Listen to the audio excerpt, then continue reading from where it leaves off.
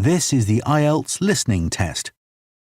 You will hear a number of different recordings and you will have to answer questions on what you hear. There will be time for you to read the instructions and questions, and you will have a chance to check your work. All the recordings will be played once only. The test is in 4 parts. At the end of the test, you will be given 10 minutes to transfer your answers to the answer sheet. Now turn to part 1. You will hear a conversation about different options for travelling to France. First, you have some time to look at questions 1 to 5.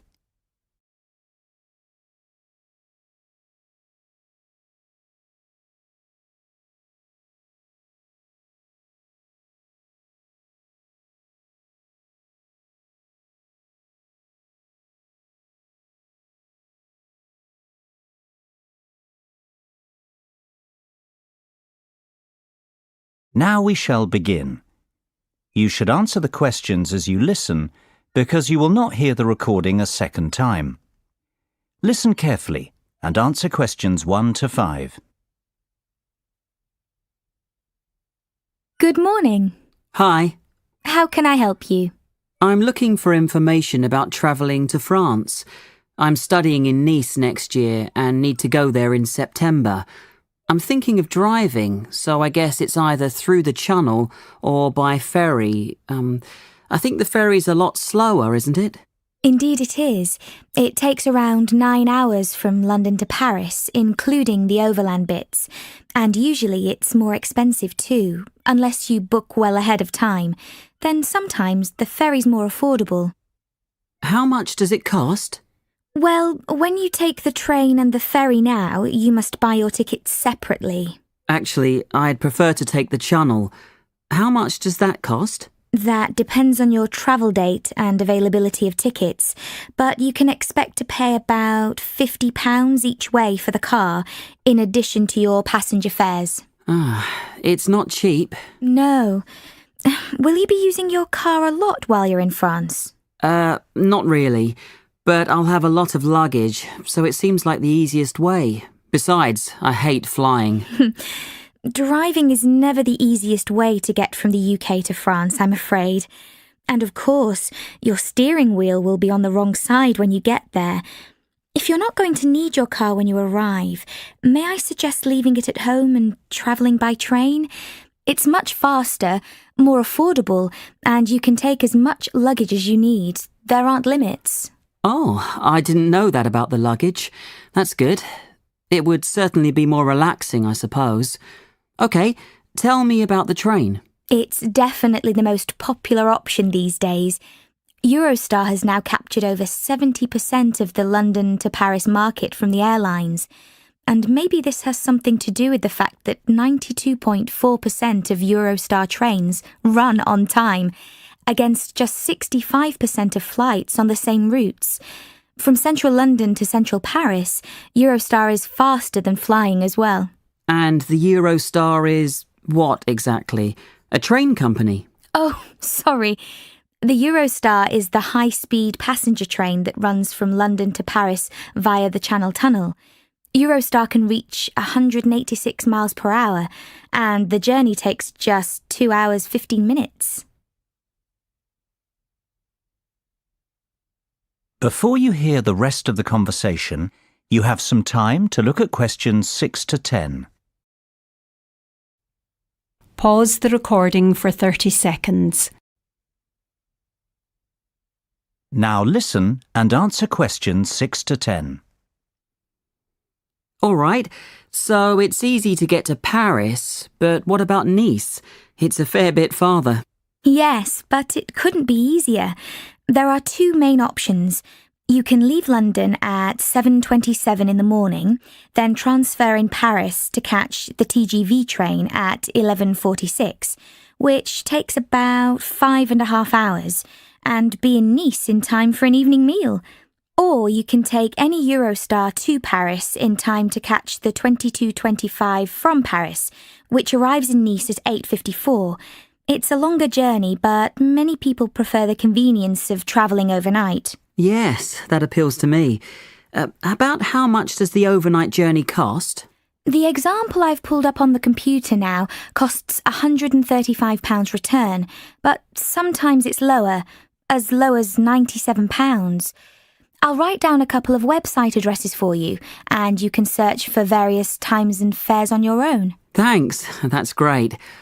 Oh, one more thing. I'll need a single fare because I won't be returning for a while. Is that going to be more expensive? No, don't worry. Singles are approximately half of the return fare, though this wasn't true several years ago, when it wasn't uncommon for a return to be cheaper than a single. Okay, this sounds good. But what about flying? Is that an option? If you aren't going to opt for taking the train, flying is another good option. While the train's the fastest way to travel from London to Paris, you can actually save time by opting to fly from London to the south of France. I guess there's an airport in Nice, isn't there? Yes, the Nice Côte d'Azur airport. It's about 7 kilometres from the centre of Nice. Since it's the third most important airport in France, after Charles de Gaulle and Orly in Paris, there's no shortage of flights. Oh. Do you know exactly how long it takes? 2 hours. That's quick. Yes, but you need to consider that you'll lose time checking in and waiting to collect luggage and such. And of course, there's a baggage allowance. True. All right. Thanks very much for your help. I've got a lot to think about now. No problem at all. Feel free to come back if you have more questions. That is the end of Part 1. You now have half a minute to check your answers to Part 1.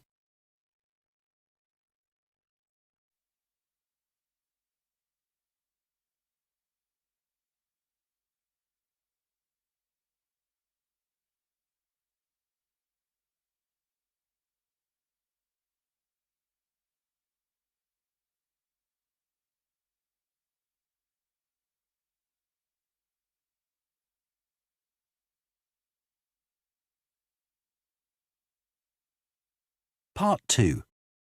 You will now hear a guide talking about an architectural development in the city of Birmingham. First, you have some time to look at questions 11 to 15.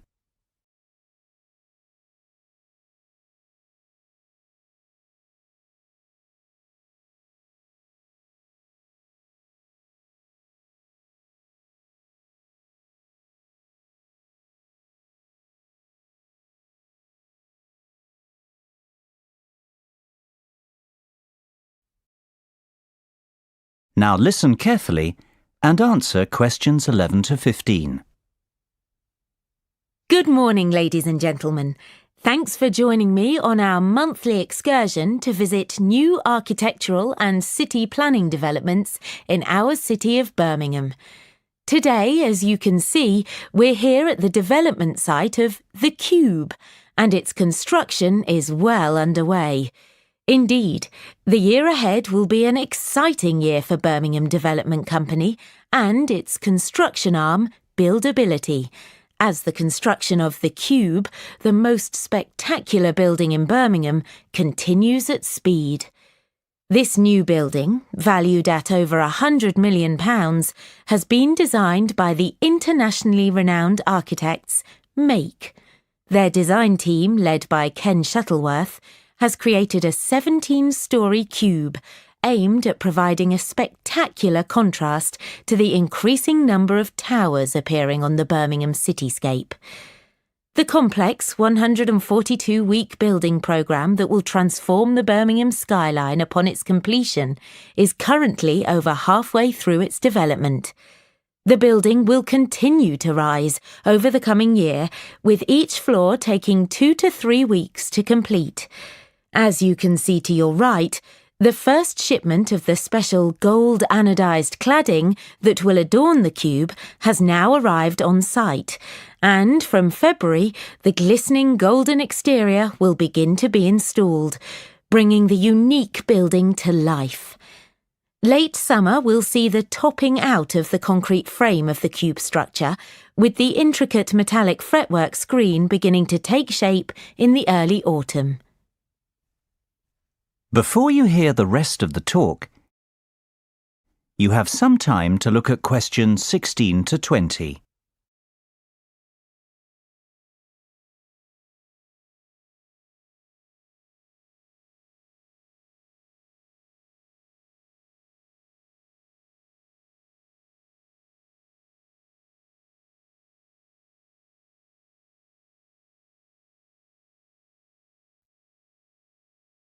Now listen and answer questions 16 to 20.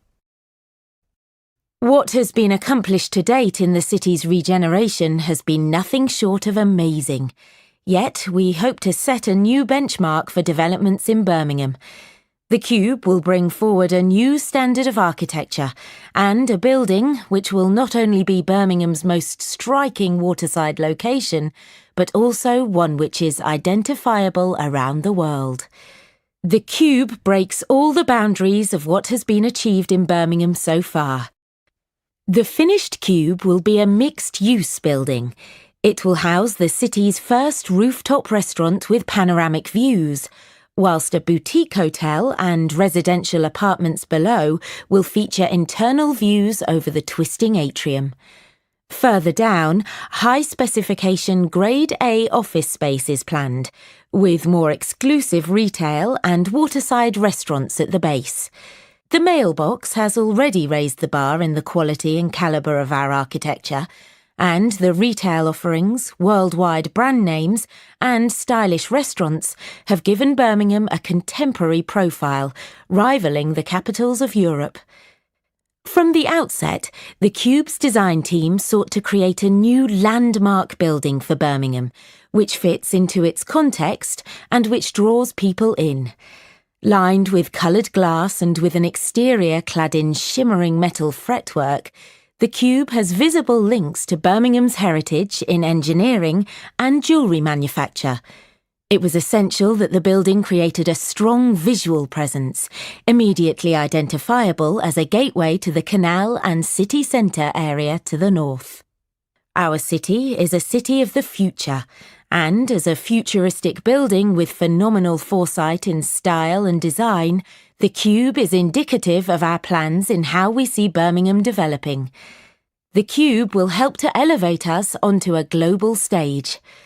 Now, let's go and have a look at the progress of the entrance gateway.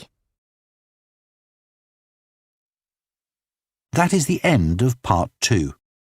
You now have half a minute to check your answers to Part 2.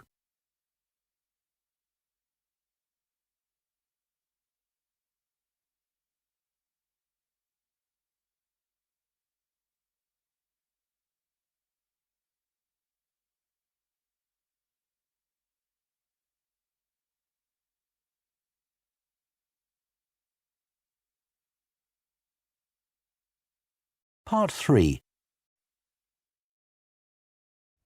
You will hear a conversation between 4 students, Lynn, Thomas, Sophie and David. They are talking about one of their tutors, Marlena. First, you have some time to look at questions 21 to 25.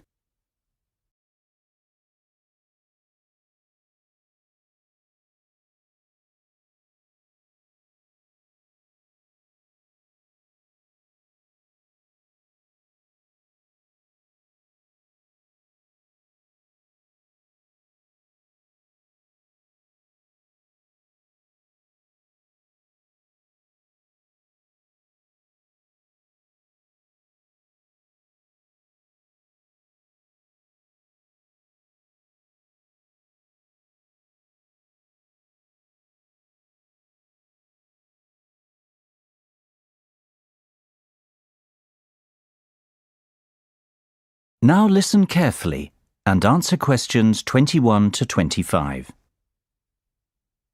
Thomas, let's not go to the lab. Let's just stay here in the student lounge and drink tea and review the chapter. You know we can't do that. We've a responsibility to turn up and make sure our tutor has understood the week's lectures. If we don't go, no one will ever even realise she's got the theories all muddled up. Oh, really? Sophie, it's awful. Marlena just opens her mouth and I'm confused.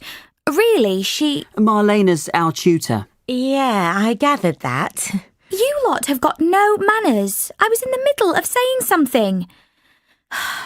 She'll say things that make no sense whatsoever, and I'm thinking I've misunderstood something, and I'm looking around the room, and everyone has these looks on their faces of... disbelief and merriment. Maybe you do, Thomas, but we're not all geniuses. Really, I'll be so worried that I've got it all wrong.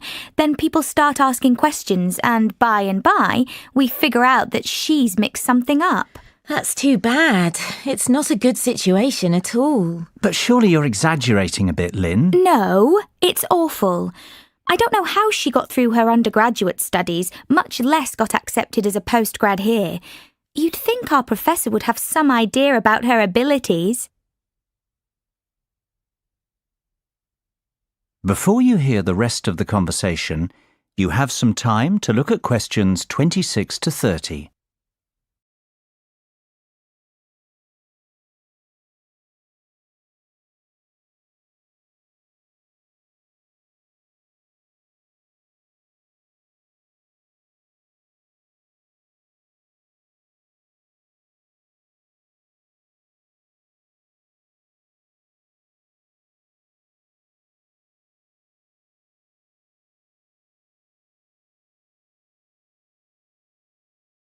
Now listen and answer questions 26 to 30.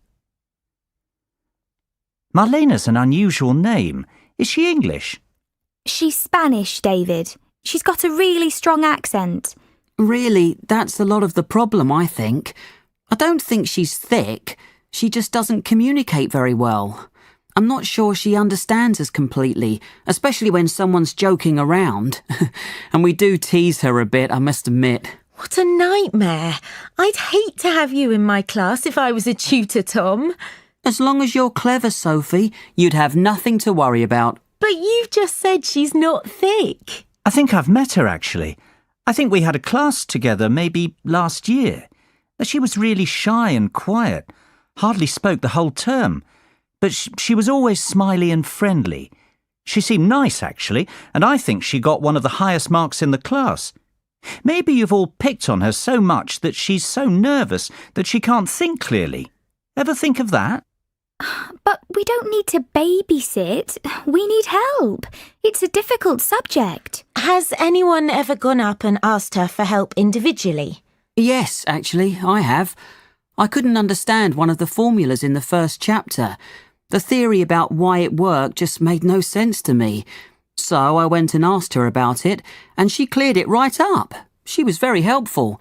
She's not thick, I already said that. She's just so much fun to torment, right? Yep, that's it. Lynn, if you're having trouble with something, why don't you make an appointment to meet with her individually and see if she can help you that way? Maybe you'd see a different side of her. I reckon she just hates getting up in front of the class, and I can hardly blame her. Yes, I could try that, I suppose. Guys, the tutors aren't old academics who've been teaching for 30 years. They're just like us, 2 years down the road if we're clever enough to continue with our education. I know I'd be mortified to get up in front of you lot, and I don't think I'll feel that differently in a couple of years' time.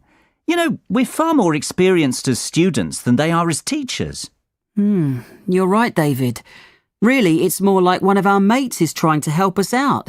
But you know, our mates aren't so frightened of us. Yeah, but you aren't so horrible to your mates, are you?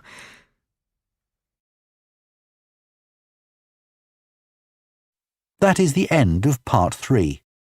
You now have half a minute to check your answers to part 3.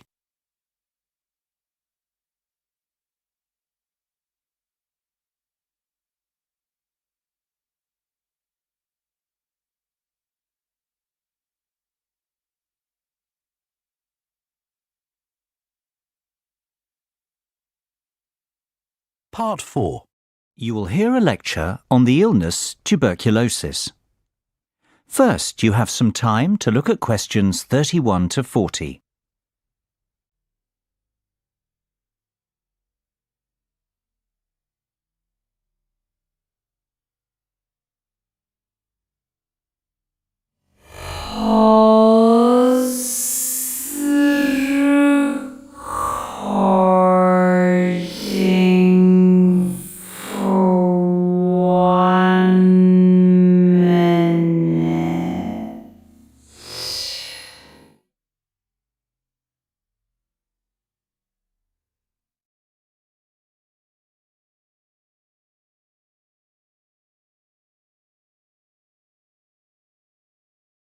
Now listen carefully and answer questions 31 to 40. Hello there. Can I have your attention, please? We've got a lot to cover today and we need to get started. If you recall, last week we discussed the AIDS epidemic and its effect on healthcare systems in the countries with the highest incidence. Well, today I'm going to speak about another significant disease that is rather closely associated with the AIDS epidemic: tuberculosis. In the UK, active tuberculosis, otherwise known as TB, was common in the 19th century, the old consumption of romantic novels. Since then, better living conditions, better nutrition, immunisation and effective treatments in the 20th century have all combined to make TB uncommon in the UK today. However, TB is still common in developing countries and parts of Eastern Europe. It causes more deaths worldwide than any other infectious disease, about 3 million per year. This is a tragic statistic, since TB is now generally a curable disease. Overall, 1/3 of the world's population is currently infected with the bacteria that cause TB. However, people infected with TB bacilli will not necessarily become sick with the disease. The immune system walls off the TB bacilli, which, protected by a thick waxy coat, can lie dormant for years. It's estimated that 5 to 10% of people who are infected with TB bacilli, but who are not infected with HIV, become sick or infectious at some time during their life. Left untreated, each person with active TB disease will infect on average between 10 and 15 people every year.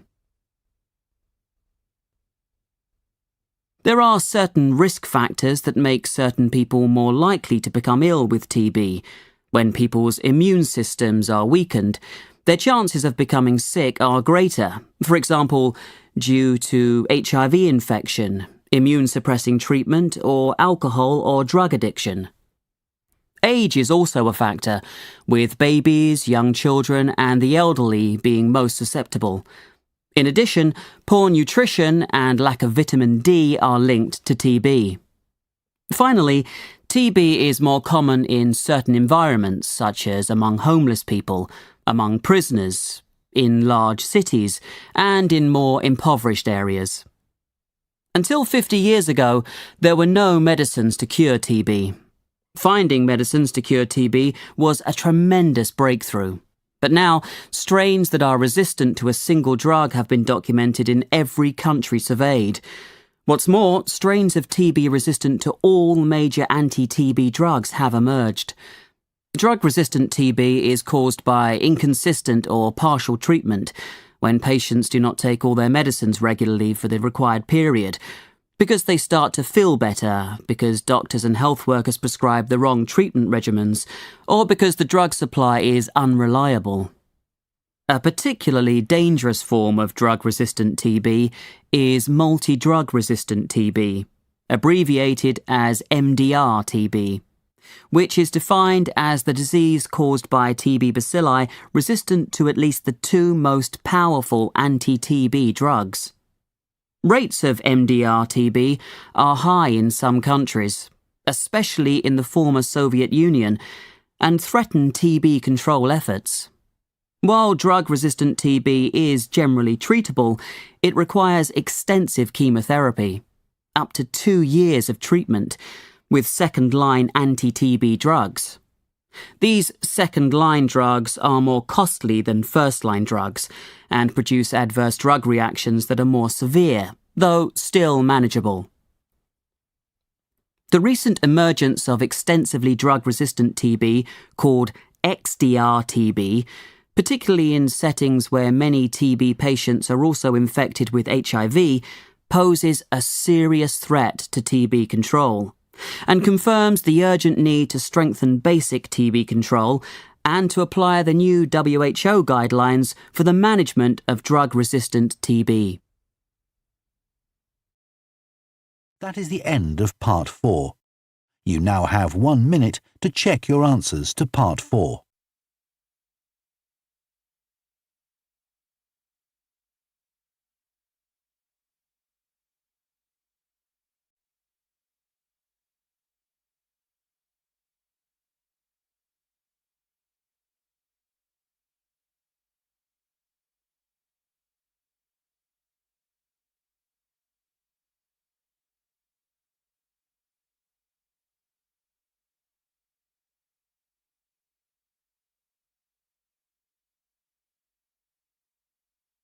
That is the end of the listening test.